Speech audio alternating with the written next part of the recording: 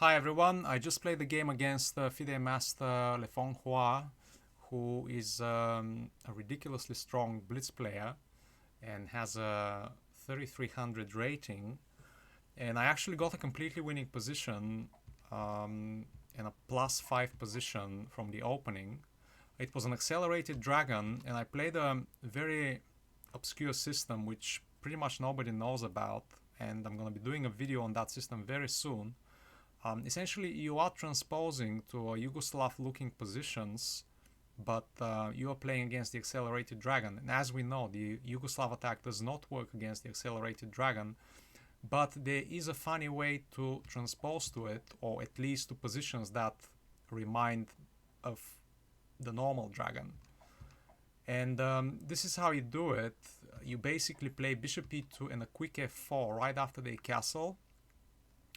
And now he plays d6, and now if I manage to castle unobstructed, this is pretty much a Yugoslav attack of a certain kind. So I think he wasn't expecting this, and he did actually say in the chat after the game that I outplayed him completely. And you might be asking then, why did I lose the game if I had such a good position, which you can see at about here. Now, the thing is, my pawn storm is already there. I just played g4, h4, h5, and that's it. His problem is he has no attack against my king whatsoever. And queen b6, I didn't think it does anything. Normally, queen to a5 is the move here. But now without a bishop on g7, that's even much worse for black. And according to the computer, this is already winning. This is the position that is plus 5.55 for me. And how did I mess this up? Essentially, I have virtually zero experience commenting and playing 3-minute games, and my time completely ran out. So here, this is the decisive mistake. So this is a good move. This simply disconnects his rooks, and he's just stuck for a plan here. This is the losing move. I won't say the losing move, but this is the move that throws away the advantage completely, because it gives him the e5 square. I simply thought that I can exchange some pawns on the king side, kind of expose his king, and then take it from there. But after this, he has the e5 square, and there's no way for me to stop his knight from coming to e5, unfortunately. The move here is rook to f1 according to computer.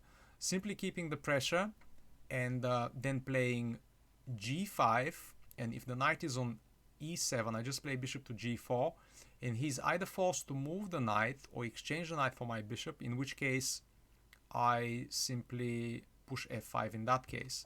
But the reason I lost is that I played f5 too early, and I just couldn't do anything here.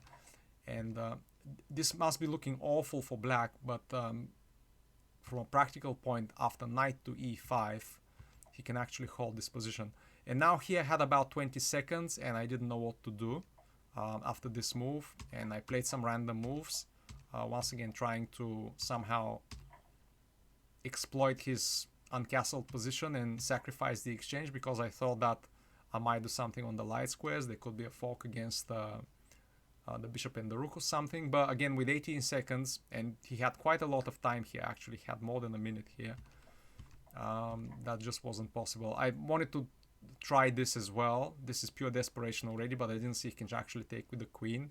I was hoping he takes with the pawn, and then somehow I can maybe try and promote while using the once again exposed position of his king. But it simply didn't work out. He can just take with the queen, and that's pretty much it. That's how the game ended, basically.